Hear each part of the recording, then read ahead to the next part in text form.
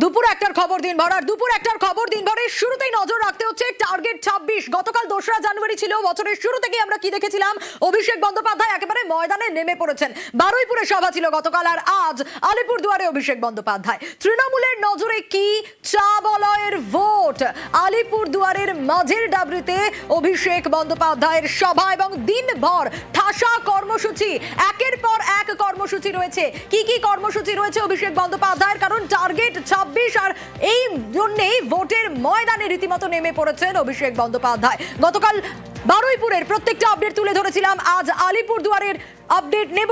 পার্থ রয়েছে আমার সঙ্গে, আরো ডিটেল জানাতে পারবে, কারণ ঠাসা কর্মসূচি রয়েছে দিনভর। পার্থ, আজ আলিপুরদুয়ারে অভিষেক বন্দ্যোপাধ্যায়ের কি কি কর্মসূচি রয়েছে?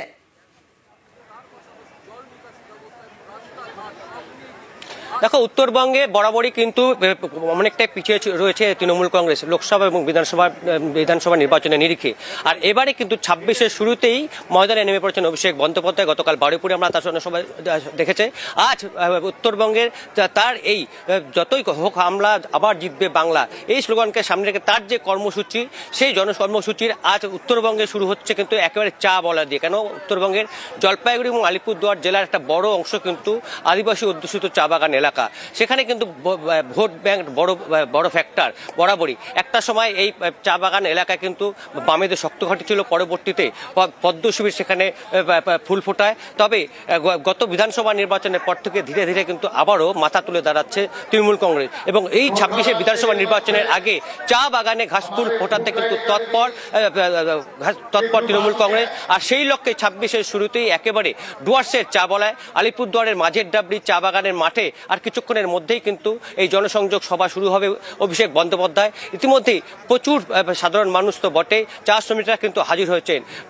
একাধিক চা বাগান, উত্তরবঙ্গের একাধিক চা বাগান থেকে 3000 চা শ্রমিক তারা এখানে এসেছেন। তারা সরাসরি তাদের কাছ থেকে, তাদের মুখ থেকে তাদের অভাব, অভিযোগ, সমস্যার কথা শুনবেন অভিষেক বন্দ্যোপাধ্যায়, এবং এই মঞ্চ থেকে কিন্তু তিনি তার উত্তর দিয়ে যাবেন। এবং আমরা জানি যে এর আগে যখন ডুয়ার্সে জনসভা করেছিলেন অভিষেক বন্দ্যোপাধ্যায়, সেখান থেকে তিনি একাধিক ইস্যুতে সরব হয়েছিলেন, বিশেষ করে চা বাগানের শ্রমিকদের। একদমই তাই, এক্স্যাক্টলি। এবং আজও ডুয়ার্সের সেই সভাও দেখেছিল সাধারণ মানুষ। আজ উত্তরে চা শ্রমিকদের সঙ্গে কথা বলবেন, অভাব অভিযোগ শুনবেন, এবং সভা মঞ্চ থেকেই প্রশ্নের উত্তরও দেবেন অভিষেক বন্দ্যোপাধ্যায়। অবশ্যই আমাদের নজর থাকবেই। আর তারই পাশাপাশি আজকের এই যে সভা কতটা রাজনৈতিকভাবে তাৎপর্যপূর্ণ জানবো। আবির রয়েছে আমার সঙ্গে। আবির, গতকাল থেকেই আমরা দেখেছিলাম যে শুরু হয়ে গেছে অভিষেক বন্দ্যোপাধ্যায় ময়দানে নেমে পড়েছেন। 1 মাস ধরে রাজ্যের বিভিন্ন প্রান্তে তিনি যাবেন। আজকের এই সভা রাজনৈতিকভাবে কতটা তাৎপর্যপূর্ণ? কিছুক্ষণ আগে সভা মঞ্চ অর্থাৎ মাঝের ডাবরি চা বাগানে যারা সভায় যোগ দিতে এসছেন চা বাগানের শ্রমিকরা, তাদের হাতে একটি ফর্ম দেওয়া হচ্ছে যেখানে আবার জিতবে বাংলা লেখা আছে, এবং সেখানে তারা তাদের যে বক্তব্য সেই ফর্মে তারা উল্লেখ করতে পারবেন। আজকে যে মঞ্চের যে আয়োজন করা হয়েছে বা যেখানে যে বক্তব্য রাখবেন, সেখানে দুটো জিনিস প্রাধান্য পাবে। এক, চা বাগানের যারা শ্রমিকরা রয়েছেন সরাসরি তাদের কথা শুনতে চান হচ্ছে তিনি। কেন তিনি শুনতে চান, তার কারণ হচ্ছে যদি আমরা দেখি কোচবিহার থেকে মালদা পর্যন্ত উত্তরবঙ্গের যে একাধিক বিধানসভা আসন রয়েছে, এবং প্রত্যেক বিধানসভা নির্বাচনে যে কোনো রাজনৈতিক দলের লক্ষ্যই থাকে এই কোচবিহার থেকে মালদার মধ্যে থাকা একাধিক যে বিধানসভা আসনে কে কতগুলো আসনে এগিয়ে থাকতে পারে। এই আসনগুলো শ্রেণীবিন্যাস করলে লক্ষ্য করতে পারা যাবে যে আলিপুরদুয়ার, জলপাইগুড়ি, দার্জিলিং এর মতো যে আসনগুলো রয়েছে যেখানে চা বাগানের শ্রমিকরা থাকেন, তাদের ভোটের উপর নির্ভর করে থাকে প্রার্থীর ভবিষ্যৎ। কোন রাজনৈতিক দলের প্রার্থী কিভাবে জয়লাভ করবেন তার উপর নির্ভর করে থাকে। ফলে চা বাগানের শ্রমিকদের নিজস্ব বেশ কিছু দাবি দাওয়া থাকে। দীর্ঘ সময় ধরে তৃণমূল কংগ্রেসের তরফ থেকে বিজেপিকে আক্রমণ করে যে ইস্যুগুলো বাগানের ক্ষেত্রে তুলে আনা হয়েছিল, তার মধ্যে প্রথম এবং প্রধান ছিল হচ্ছে এক, বন্ধ চা বাগানের ব্যাপারে কেন্দ্র নজর দিচ্ছে না। দ্বিতীয়ত হচ্ছে বন্ধ চা বাগানগুলো শ্রমিকদের যে ধরনের সাহায্য করার কথা তারা সেটা পাচ্ছেন না, এবং অবশ্যই হচ্ছে পিএফ সংক্রান্ত অসুবিধা। সাম্প্রতিক সময় দেখতে পাওয়া গিয়েছে যে কখনো ক্রেজ, কখনো হচ্ছে স্বাস্থ্য কেন্দ্র পরিকাঠামো বা কখনো স্কুলের বাস চালু করার মতো বিষয়কে নিয়ে তৃণমূল কংগ্রেসে এগিয়েছে। কিন্তু বহু ক্ষেত্রে দাঁড়িয়ে চা বাগানের শ্রমিকদের বক্তব্য থাকে যে সরাসরি যে সংযোগ করার ক্ষেত্রে স্থানীয় স্তরের যারা নেতারা থাকেন তাদের যে ভূমিকা যথাযথ বলে নয়। ফলে এই ক্ষেত্রে দাঁড়িয়ে চা বাগানের শ্রমিকরা কি চাইছেন সেটাকে এরা বুঝে নেওয়ার মতো আজ এখানে তারা অভিষেক বন্দ্যোপাধ্যায় নিয়ে নেবেন সরাসরি তাদের সঙ্গে প্রশ্নোত্তর বা কথা বলে। দ্বিতীয় বিষয়টা হচ্ছে চা বাগানের ক্ষেত্রে ভোটের ক্ষেত্রে যেটা নজরের মধ্যে থাকে সেটা হচ্ছে যে 2018 পঞ্চায়েত থেকে দেখতে পাওয়া গিয়েছে একদম 2024 লোকসভা পর্যন্ত বিজেপি সেখানে ভালো ফল করেছে। কিন্তু আবারও যদি সেই ফল বিশ্লেষণ করে দেখতে পাওয়া যায় যে 2024 লোকসভাতে একাধিক বুথ রয়েছে চা বাগানের মধ্যে যে বুথ যেখানে তৃণমূল কংগ্রেসের ফল ভালো আছে। ফলে তৃণমূল চাইছে বিজেপিকে সরাসরি আক্রমণ করতে গিয়ে একদম চা বাগানের শ্রমিকদের ঘরের কথাকে তুলে নিয়ে আসতে এবং তাদের সঙ্গে কথা বলে সরাসরি গোটা বিষয়কে নিয়ে যাতে তারা পথে থাকতে পারে। সে কারণেই হচ্ছে আলিপুরদুয়ারের এই মাঝের ডাবলিকে বেছে নেওয়া হয়েছে, যে আলিপুরদুয়ারে 2021 বিধানসভা নির্বাচনে একটা আসনও পায়নি হচ্ছে তৃণমূল কংগ্রেস। ফলে সরাসরি কথা বলে মন বুঝে রাজনৈতিক যে কৌশল তৃণমূল কংগ্রেস নেবে সেই বার্তাই অভিষেক বন্দ্যোপাধ্যায় কিছুক্ষণের মধ্যে এই মাঝের ডাবলি চা বাগানের সভামঞ্চ থেকে দিতে চলেছেন। একেবারে আবির, অবশ্যই আমাদের নজর থাকবে এবং 24 ভোটের আগে কি দেখা গেছিল অভিষেক বন্দ্যোপাধ্যায়ের নবজোয়ার যাত্রা, আর এবার গতকাল থেকেই শুরু হয়ে গেছে রণসংকল্প যাত্রা। বারুইপুর থেকে শুরু হয়েছে। আগামী 1 মাস রাজ্যের বিভিন্ন প্রান্তে জনসভা করবেন অভিষেক এবং গতকালই সুর চড়িয়েছিলেন বারুইপুরের সভা থেকেই।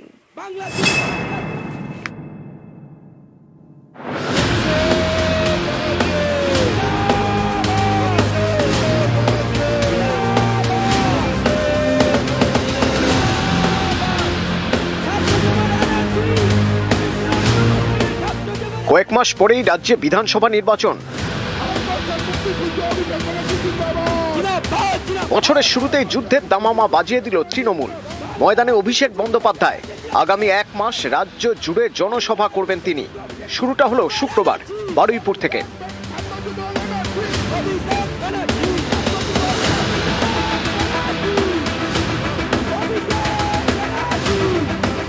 2024 লোকসভা ভোটকে লক্ষ্য করে রাজ্য জুড়ে নবজোয়ার যাত্রা করেছিলেন অভিষেক। 26 বিধানসভা ভোটের আগে তার রণসংকল্প যাত্রা। প্রচারের ময়দানে অভিষেক, তৃণমূলের কর্মসূচিতে ফের র্যাম্প। শেষবারেই র্যাম্প দেখা গিয়েছিল তৃণমূলের ব্রিগেডের সভায়।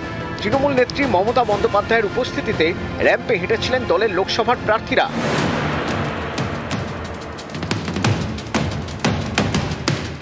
এবার অভিষেকের বারুইপুরের সভায় র্যাম্প। এই র্যাম্পে এমন 3 ভোটারকে হাঁটালেন অভিষেক। নির্বাচন কমিশনের তালিকায় যারা মৃত এমন 3 বুথই তৃণমূলের সভায়। আপনার নাম কি বলুন? মনিরুল ইসলাম মোল্লা। আপনার নাম কি দাদা? হরে কৃষ্ণগিরি। আপনার নাম কি বৌদি? মিসেস মায়া দাস। দুজন ভদ্রলোক দিয়ে দেখছেন, দুজনের বাড়ি হচ্ছে মেটিয়াবুরুজ বিধানসভা, আর বৌদির বাড়ি হচ্ছে কাকদ্বীপ বিধানসভা। এবার শুনুন, ইলেকশন কমিশন এদের দেখতে পাচ্ছেন না, এদের মৃত ঘোষণা করে দিয়েছে। এই জন্য আমি র্যাম্প মানিয়েছি। আর এরকম 3-4টে কেস না, খালি দক্ষিণ 24 পরগনা জেলায় 24 জন রয়েছে যারা জীবন্ত বহাল তবিয়তে রয়েছে, কিন্তু এদের দেখিয়ে দিয়েছে মারা গেছে। মূল মঞ্চে বিরাট এলইডি, ঠিক কনসার্টের মতো। মঞ্চের সামনে প্লাস চিহ্নের মতো র্যাম্প। মূল মঞ্চ 3টি, মাঝের মঞ্চে অভিষেক, সাংসদ এবং বিধায়করা। অন্য 2টি মঞ্চে পুরসভার চেয়ারম্যান, কাউন্সিলর এবং অন্য নেতারা।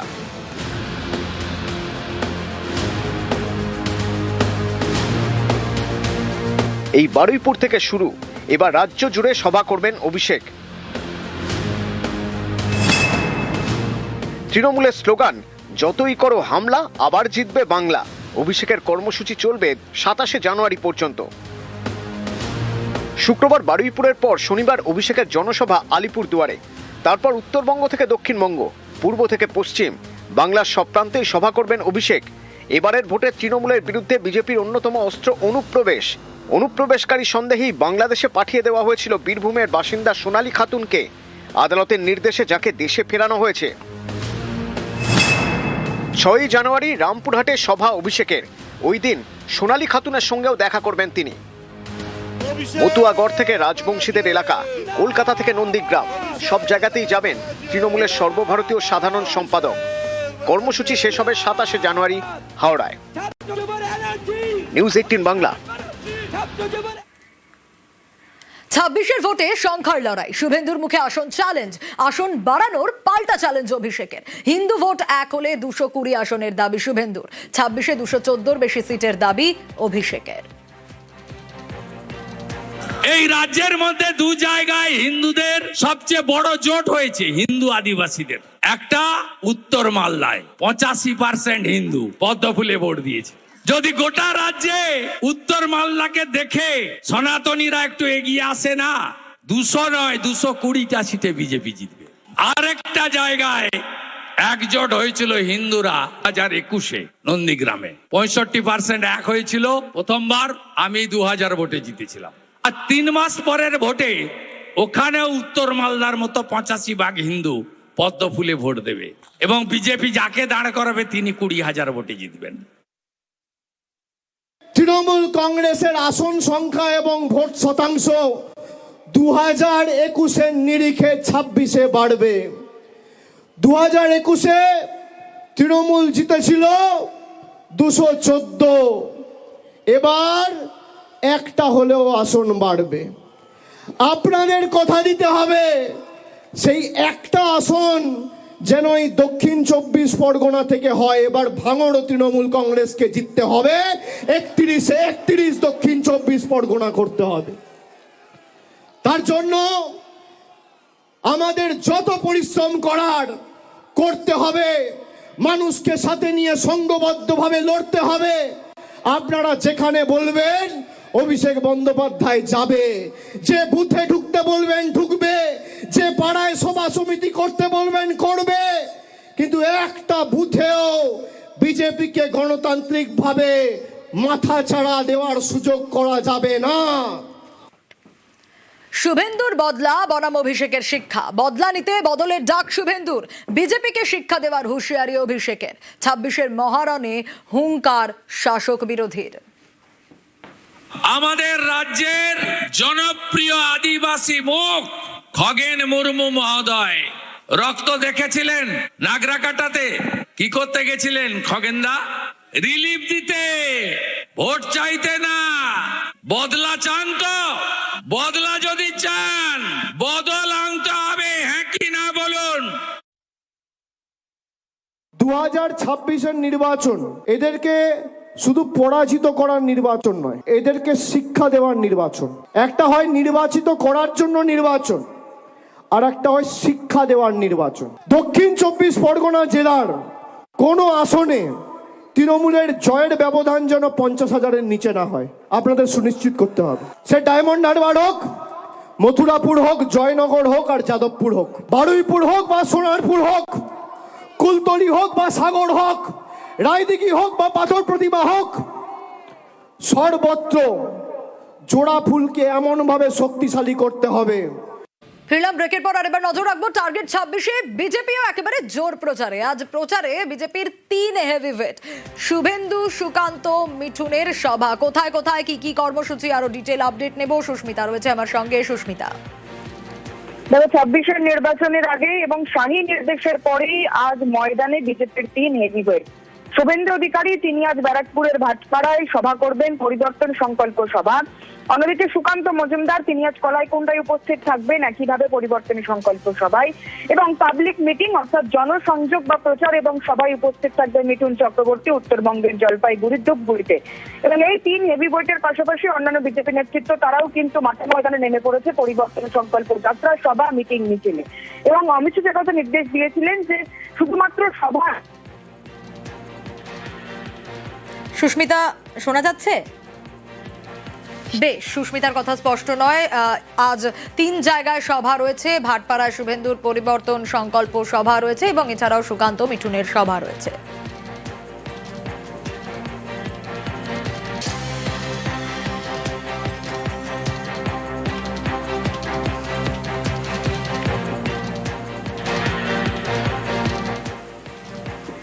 শাহী নির্দেশে বঙ্গ বিজেপিতে প্রাসঙ্গিক দিলীপ ঘোষ। মুরলীধর লেনের অফিসে বন্ধ হয়ে যায় দিলীপের ঘর, কিন্তু এবার ঘর পেলেন দিলীপ ঘোষ। হ্যাঁ, এবার সল্টলেকের নতুন অফিসে দিলীপ ঘোষের ঘর।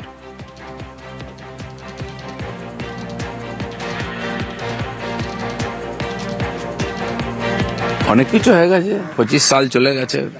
নতুন করে ভাবুন, যেটা হচ্ছে সেটাই ভালো, আরো ভালো হবে। লোককে একসময় দুনিয়া ছেড়ে যেতে হয়, ঘর নিয়ে কি আছে, কত লোক পার্টি ছেড়ে চলে যাচ্ছে। তো সেজন্য এগুলো রাজনীতির অঙ্গই থাকে, অনেক কিছু হয়।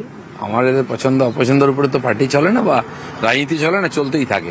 যা চলবে সেটার সঙ্গে অ্যাডজাস্ট করে এগোতে হবে। দিলীপের হোয়াটসঅ্যাপ চ্যানেল, হ্যাঁ, সোশ্যাল মিডিয়াতে এবার আরো সক্রিয় দিলীপ ঘোষ।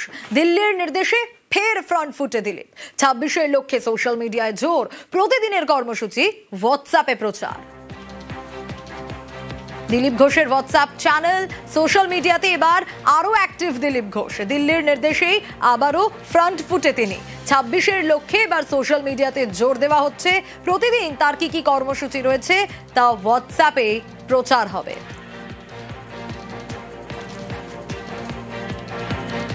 বিস্ফোরক শিশির অধিকারী, জেলায় তৃণমূলকে আনা বড় ভুল বলে দাবি। বিজেপির সভায় দাবি, কাঁথির প্রাক্তন সাংসদের ভুল করেছিলাম, ক্ষমা করবেন, মন্তব্য শিশিরের। নাটক বলে পাল্টা কটাক্ষ তৃণমূলের। এই মাটি ছুঁয়ে আপনাদের কাছে ক্ষমা চাইছি, ক্ষমা করে দিবেন। একটা ভুল পথে চলে গেলাম এবং সেই ভুল পথে আপনাদের সঙ্গে নিয়ে গেলাম, আপনাদের আমরা করতে পারলাম, আমরা চোখ থেকে ঠস করে জল পড়ে যায়। আমি ভুল করেছিলাম, আপনাদেরকে সেই পথে চালিত করেছিলাম, আপনারা ক্ষমা করবেন। ক্ষমা করে 26 সালে একবারে পরিষ্কারভাবে ভারতীয় জনতা পার্টিকে নিয়ে আসুন মোদীজির নেতৃত্বে। শিশিরবাবু বর্ষিয়ান মানুষ, দীর্ঘদিনের রাজনীতিবিদ, অভিজ্ঞ মানুষ, কিন্তু এই ধরনের কথা বলে মানুষের কাছে ক্ষমা চাইব বলে নাটক করলে মানুষ ক্ষমা করেন না। তৃণমূল থেকে আপনারা প্রচুর সম্মান পেয়েছেন, পদ পেয়েছেন। তৃণমূল যেটা দিয়েছেন, মমতা বন্দ্যোপাধ্যায়ের জন্য আপনি যেটা পেয়েছেন, সেটার জন্য ধন্যবাদটাই থাক। বাকি কোন কম্পালশনে কি করতে হচ্ছে সেটার সঙ্গে এই ধরনের নাটুকে সংলাপ বোধহয় বর্জন করা ভালো। 26-এর ভোটের আগে হাওয়া গরম, পুলিশকে হুঁশিয়ারি বিজেপি বিধায়কের। উর্দি খুলে নেওয়ার হুঁশিয়ারি স্বপন মজুমদারের। বনগা দক্ষিণের বিজেপি বিধায়ক স্বপন মজুমদার, পাল্টা তাকে কটাক্ষ তৃণমূলের। 2026-এ বাংলার মসনদে বিজেপিকে বসাবে। আজকে দলদাস পুলিশ এবং টিএমসির হারমাত বাহিনীর গুন্ডাগুলো কান খুলে রাখো, সবগুলোকে দেখে নেব। গুন্ডাগুলোকে এনকাউন্টার করব, আর এই দলদাস পুলিশগুলো বর্দি টেনে খুলে নেব। দায়িত্ব নিয়ে বলে যাচ্ছি, চামচাগিরি করতে দেব না আমরা। স্বপন মজুমদার একটা অসামাজিক লোক। সে নিজেই মাদক পাচারের জন্য জেলখাটা আসামি। তার মুখ থেকে এর থেকে ভালোবাসা আমরা আশা করি না। রাজনৈতিকভাবে যদি শিক্ষিত না হয়, মূর্খ জনপ্রতিনিধি হলে তাদের যা আচার আচরণ, যা ভাষা, সেটা ভারতীয় জনতা পার্টি তাদের বিধায়কদের মুখ থেকে সেটা প্রকাশ পাচ্ছে। অসাংবিধানিক কথা প্রকাশ্যে সে বলেছে। আমরা পুলিশকে অনুরোধ করেছি যে তার বিরুদ্ধে আইনানুগ ব্যবস্থা নেওয়ার জন্যে, এবং আমরা চাইব যে তার বিধায়ক পদ খারিজ হোক। আরজিকর আন্দোলনের নেতৃত্বে থাকা জুনিয়র ডাক্তারদের সংগঠনে দুই মত। West Bengal junior doctors front ছাড়লেন অনিকেত মাহাতো। সংগঠনের ট্রাস্টের কমিটি গঠন নিয়ে বিবাদ, তার জেরেই ট্রাস্টের সভাপতি পদ থেকে ইস্তফা অনিকেতের। আন্দোলনের আরেক মুখ আশফাকুল্লাহ নাইয়ার, পাল্টা দাবি, কোনো একজনের জন্য আন্দোলন দানা বাঁধে না। আমি পরিষ্কারভাবে আমার পদত্যাগে জানিয়েছি যে কেন এটা বেআইনি এবং কেন এটা অগণতান্ত্রিক। পদত্যাগ করার যে সিদ্ধান্তটা আচানক, এটা আমরা হতাশ হয়েছি এবং আমরা অবাক হয়েছি। শুধুমাত্র একজন ব্যক্তি তো কোনো আন্দোলনও গড়ে তুলতে পারে না, একজন ব্যক্তি কোনো ট্রাস্ট ফরমেশনও করতে পারে না। 2024-এর অগস্ট আরজিকর হাসপাতালে চিকিৎসককে ধর্ষণ করে খুন। আন্দোলনে নামেন জুনিয়র ডাক্তাররা। সেই আন্দোলনে প্রথম সারিতে দেখা গিয়েছিল অনিকেত মাহাতো, আশফাকুল্লাহ নাইয়া, দেবাশিস হালদারদের। পরে তাঁরাই তৈরি করেন West Bengal junior doctors front. এই সংগঠনের ট্রাস্টের সভাপতি পদ থেকে ইস্তফা দিলেন অনিকেত মাহাতো। বৃহস্পতিবার সোশ্যাল মিডিয়ায় লেখেন, শুক্রবার সাংবাদিক বৈঠক করেন। আমি পরিষ্কারভাবে আমার পদত্যাগে জানিয়েছি যে কেন এটা বেআইনি এবং কেন এটা অগণতান্ত্রিক। ট্রাস্টের যে ডিড আছে, নতুন যে কমিটি তৈরি হতে পারে, দ্বিমতের জায়গা কোথায়? আমাদের যে ট্রাস্ট আছে, সেই ট্রাস্টের যে ডিড, সেই ডিডের মধ্যে এই এক্সিকিউটিভ কমিটিকে ইনকর্পোরেট করা প্রয়োজন। যদি আমরা ইনকর্পোরেট না করি, তাহলে সত্যিকারের তাকে এম্পাওয়ার করা হয় না। আইনি পরামর্শ নিয়ে, আইনি সহায়তা নিয়ে যা করণীয় সেটা করা উচিত বলে আমি মনে করি। অভয়ার ন্যায় বিচারের লড়াইয়ের জায়গা থেকে এই সংগঠন তৈরি হয়েছিল। তাদের প্রত্যেকের মতামত নেওয়া প্রয়োজন। সেই মতামতের বেসিসে যে কোনো এক্সিকিউটিভ কমিটি তৈরি হতে পারে। যেহেতু তারা দ্বিমত পোষণ করে, সেই জায়গা থেকে আমার পদত্যাগ করে বেরিয়ে আসা। অনিকেতের পদত্যাগে সংগঠনের মধ্যে এখন দুই মত। একদিকে মুখ খুললেন অনিকেত, অন্যদিকে সরব আন্দোলনের আরেক মুখ আসফাকুল্লাহ নাইয়া। পদত্যাগ করার যে সিদ্ধান্তটা আচানক, এটা আমরা হতাশ হয়েছি এবং আমরা অবাক হয়েছি। শুধুমাত্র একজন ব্যক্তি তো কোনো আন্দোলনও গড়ে তুলতে পারে না, একজন ব্যক্তি কোনো ট্রাস্ট ফরমেশনও করতে পারে না। পরবর্তী পদক্ষেপে অবশ্যই আইনি পরামর্শ নিয়ে এই ট্রাস্ট কিভাবে নতুন করে ফরমেশন করা যায়, কিভাবে ইনকর্পোরেট করা যায়, সেটা নিয়ে আমরা আলোচনা করব। যে নীতি, যে আদর্শ নিয়ে যে জায়গা থেকে আমরা শুরু করার চেষ্টা করেছিলাম, আমার মনে হয় সেটা এখনো পর্যন্ত অটুট থাকবে। এবং যদি কোনো ভুল বোঝাবুঝি জায়গা থাকে, সেটাও আলোচনা করার রাস্তা এখন আমার মনে হয় এই সংগঠনটার উপরে কোনো আঙুল না উঠুক, এটা আটকাতে আমরা বদ্ধপরিকর। আরজি করের ঘটনার পর রাজ্যের 26টি মেডিকেল কলেজের প্রতিনিধিদের নিয়ে তৈরি হয় West Bengal junior doctors front. পরে তৈরি হয় বোর্ড অব ট্রাস্ট, তাতে ছিলেন অনিকেত মাহাতো সহ 5 জন। সম্প্রতি ভোটের মাধ্যমে সংগঠনের একটি কার্যকরী কমিটি গঠনের সিদ্ধান্ত হয়। এখানেই আপত্তি তোলেন অনিকেত। তারপর সংগঠনের ট্রাস্টের সভাপতি পদ থেকে ইস্তফা দেন। তবে কি আরজি কর আন্দোলনের নেতৃত্বে থাকা জুনিয়র ডাক্তারদের সংগঠনে ফাটল? নিউজ 18 বাংলা।